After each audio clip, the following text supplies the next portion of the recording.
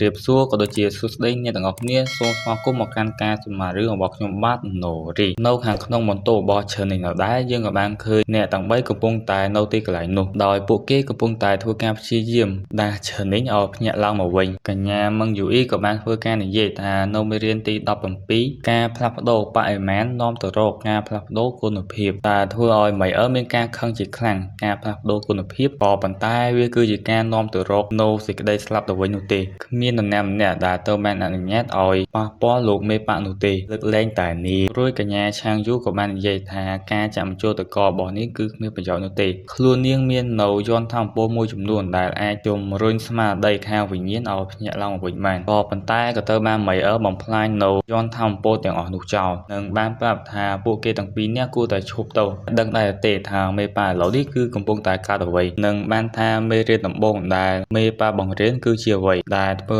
ឲ្យកញ្ញាមឹងយូអ៊ីក៏បានធ្វើការឆ្លើយថាគឺទៅតែមានការជឿជាក់ទៅកាន់លោកគ្រូបើកញ្ញាឆាងយូវិញគឺចង់ធ្វើដំណើរទៅកាន់រាជធានីដាយ័នដើម្បីស្វែងរកថ្នាំសម្ងាត់ដើម្បីព្យាបាលឈើនេះតែធ្វើឲ្យម៉ៃអឺក៏បាននិយាយទៅកាន់នាងថាបើសិនបើឥឡូវនេះគឺទៅកាន់រាជវង្សដាយ័នគឺវាប្រៀបដូចជាការសម្លាប់លោកមេប៉ាក់ថារឿងនេះគឺបុគ្គលឲ្យខ្លួននាងគឺជាអ្នកដោះស្រាយវិធីដោះស្រាយរបស់ម៉ៃអឺនោះគឺទៅធ្វើការអង្គុយពីខាងលើឈើនេះពងទាំងបានធ្វើការនិយាយថាទោះបីជាលោកមេប៉ាមិនភ្ញាក់ដឹងខ្លួនក៏ដោយក៏នាងសុខចិត្តធ្វើការមើលថែគាត់ជារៀងរហូតដែលធ្វើឲ្យអ្នកទាំងពីរមានការខឹងសម្បាជាខ្លាំងដែលនាងកំពុងតែធ្វើការទាញយកផលប្រយោជន៍អំពីលោកមេប៉ាដែលធ្វើឲ្យបទចារទី4នៅខាងក្រៅបានសើចយ៉ាងក្អាកក្អាយពេលបសរឈីនសៀងក៏បាននិយាយថាមេប៉ាបែរជាធ្លាក់ខ្លួនឈឺក៏ប៉ុន្តែទេពអសរឈីនសៀនមិនទាន់បានធ្វើការសងគុណទៅកាន់មេប៉ាសៀនធានរួចអស់នោះទេដែលធ្វើឲ្យគាត់វិបាកចិត្តជាខ្លាំងដំណើរបទចារទី4វិញក៏បានធ្វើការនិយាយផងដែរថាបើសិនបើមិនមានអ្នកស្នងតំណែងរបស់ប៉ាសៀនឡុងតើអាចឲ្យគាត់ចូលទៅកាន់អាណាចក្រឋានសួគ៌បានដោយរបៀបណានិយាយមកស្មានតែនៅទៅកាន់ឈើនេះតែតាមការពិតគ្រប់យ៉ាងគឺដើម្បីតែបានចូលទៅកាន់អាណាចក្រឋានសួគ៌រំពេចនោះបទចារលីនសៀវធៀងក៏បានរត់មកយ៉ាងបញ្ញាបញ្ញាក៏ប៉ុន្តែគាត់បែរជាដកយកនៅកែវឆ្លូតដែលបាក់បែករបស់គាត់យកមកមើលការឆ្លោះគ្នារបស់អ្នកទាំង3ទៅវិញថាលោកមេប៉ាគឺពិតជាសំណាងខ្លាំងណាស់រួចក៏បញ្ញាកវីក្បាលយ៉ាងលឿននិងបានធ្វើការសើទៅកាន់ឈើនេះបេសកជនរបស់រាជវង្សដៃយ័នគឺបានធ្វើដំណើរមកដល់ហើយមកមើលនៅក្នុងមនសិការរបស់ឈើនេះវិញគេកំពុងតែធ្វើការសរសេរកម្មវិធីឡើងវិញដើម្បីបញ្ជូនធម្មពលរបស់ពីវ័យទៅកាន់ជាងឆេបន្ទាប់ពីបានធ្វើរួចរាល់របស់ពីវ័យក៏បានខ្ទាតតខាងមុខបំណែកប្រព័ន្ធដែលឈើនេះបានចាប់យកមកឃុំឃាំងបន្ទាប់ពីបែរមុខមកក៏បណ្ដាលឲ្យបំណែកនៃប្រព័ន្ធមានការភ្ញាក់ផ្អើលជាខ្លាំងព្រមទាំងនិយាយថាប្រសិនមកគេខ្លាយទៅជាសត្រូវរបស់ឈើនេះក៏ជាមានមហន្តរាយដល់ខ្លួនឯងជាក់ជាមិនខានក៏លេខមកមើលកញ្ញាជាងឆេនេះវិញក៏មាននៅកងវងអេឡិចត្រូនិកដែលមានសមត្ថភាពក្នុងការអាប់ក្រេតឲ្យនាងដោយឈើនេះបានបញ្ចូលនៅអំណាចធម្មពលរបស់ឋានសួគ៌អំណាចនៃការបង្ក្រាបអ្វីៗគ្រប់យ៉ាងនិងបទពិសោធន៍គ្មានដែនកំណត់ចូលទៅខាងក្នុងខ្លួនរបស់កញ្ញាជាងឆេដែលធ្វើឲ្យបំណែកនៃប្រព័ន្ធដែលឈើនេះបានយកមកឃុំឃាំងមានការញាក់ផ្អើលចំពោះការបង្កើតរបស់គេជាខ្លាំងដែលគេអាចធ្វើបែបនេះបានបន្ទាប់ពីធ្វើការអាប់ក្រេតទៅឲ្យកញ្ញាជាងឆេរួចរាល់ដែលធ្វើឲ្យនាងមាននៅរូបរាងស្អាតជាងមុនតែគេបានបន្ថែមនៅកងរង្វង់ធម្មពលនៅពីខាងក្រោយបន្ទាប់ពីដឹងខ្លួនភ្លាមនាងក៏បានចាប់បានសញ្ញាដែលបង្កគ្រោះថ្នាក់និងបានស្ទុះទៅការពារឈើនេះយ៉ាងលឿនបន្ទាប់ពីបានឃើញថានេះវាគ្រាន់តែជាបំណែកនៃរូបរាងកាយរបស់ប្រព័ន្ធដែលធ្វើឲ្យនាងភូចិត្តជាខ្លាំងបន្ទាប់ពីបានឃើញថារាងកាយរបស់នាងមានលក្ខណៈខុសប្លែកពីលើកមុនដែលបណ្ដានាងក៏បានថាឲ្យឈើនេះថាគេគឺបានលួចយកនៅការគ្រប់គ្រងរបស់ប្រព័ន្ធអំពីនាងអ្វីទៀតហើយ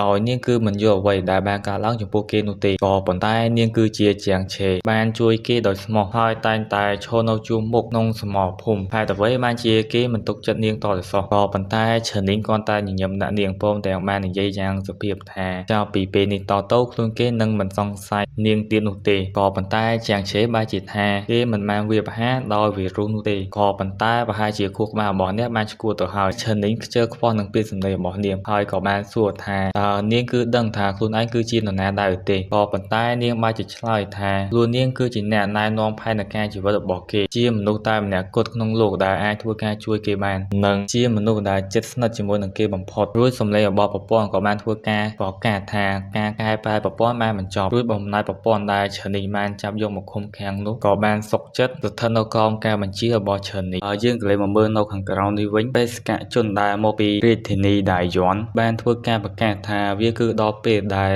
មានការប្រកួតគ្នារវាងបកនីមួយៗដើម្បីចូលរួមជាមួយនឹងរាជវង្សដៃយ័ន្តហើយរូបរាងកាយរបស់ឈើនីងក៏ត្រូវបានពួកគេនាំមកទីកន្លែងនេះដើម្បីកុំឲ្យមនុស្សដែលមកពីរាជវង្សដៃយ័ន្តមានការសង្ស័យហើយម្នាក់ស្រីនេះមានឈ្មោះថារ៉ឡានជាមេបញ្ជាការអង្គរៈនៃរាជវង្សដៃយ័ន្តដោយសារតែឈើនីងមិនបានមកធ្វើការយកនៅរាជសារនេះដែលធ្វើឲ្យនាងក៏បានធ្វើការនិយាយឡើងថាអាសៀនឡុងប្រហែលជាចង់រកឱកាសសង្គ្រាមមួយនឹងរាជវង្សដៃយ័ន្តបានជាហ៊ានធ្វើបែបនេះបន្ទាប់ពីបានលើសម្ដីដ៏ក្រឃ្លឿនបែបនេះដែលធ្វើឲ្យម៉ៃអឺក៏បាននិយាយឡើងថាគ្រាន់តែជារាជវង្សតូចមួយបែរជាហ៊ានមកធ្វើការគំរាមកំហែងមកកាន់ប៉ាអាសៀនឡុងដែលធ្វើឲ្យនាងគិតថាអាសៀនឡុងអាចធ្វើការរួបរวมគ្នាបានចាប់តាំងពីពេលណាសូម្បីតែសៀវម៉ៃក៏និយាយជំនួសនីងពេលឡូវនេះគឺត្រូវតែធ្វើការកម្ចាត់គេចោលរួចក៏បានធ្វើការស្ទូទៅយ៉ាងលឿននិងបានធ្វើការបង្កនៅពេលវេលានៅទីកន្លែងនេះឲ្យនៅមួយកន្លែងប្រៀបនឹងធ្វើការសម្លាប់ឈើនីងទៅហើយក៏ប៉ុន្តែរំពេចនោះឈើនីងក៏ប្រាប់តែដឹងខ្លួនឡើងមកវិញព្រមទាំងបាញ់នៅធម្មពលដែលបណ្ដាលឲ្យនាងបានខ្ទាតត្រឡប់ទៅខាងក្រោយវិញសូម្បីតែកូនចៅរបស់នាងគ្រាន់តែទៅនៅចំហាយធម្មពលរបស់ឈើនីងក៏បានរលាយខ្លួនស្លាប់ចំណែកព្រះអាចារ្យលីនសៀវធានក៏បានរអិលធ្លាក់ចុះមកខាងក្រោមរួចឈើនីងក៏បានធ្វើការនិយាយថាខ្លួនគេបានសម្លាប់នៅកូនប្រុសរបស់គាត់ទាំងពីរនាក់អស់ទៅហើយក៏ប៉ុន្តែគាត់បែរជាមិនទាន់រៀននៅមេរៀនរបស់គាត់ព្រោះឡានរៀបនឹងនិយាយទៀតទៅហើយក៏ប៉ុន្តែក៏ទៅបានហានជាប់ភ្ជង់ដាវជាប់ព្រមទាំងទៅបានស៊ីមួយខ្សែតៃរបស់កញ្ញាមីអឺដែលបណ្ដាលនាងក៏ញាប់បញ្ញាចាចេញពីទីកន្លែងនេះរួចឈើនីងក៏បានឲ្យអ្នកទាំងអស់គ្នាចេញទៅខាងក្រៅដោយសារតែគេគឺនៅជួបមនុស្សម្នាក់ឲ្យលើបែបនេះភ្លាមព្រះអាចារ្យលីនសៀវធានក៏បានខ្សឹបទៅកាន់មីអឺថាហាក់មើលទៅលោកមេប៉ា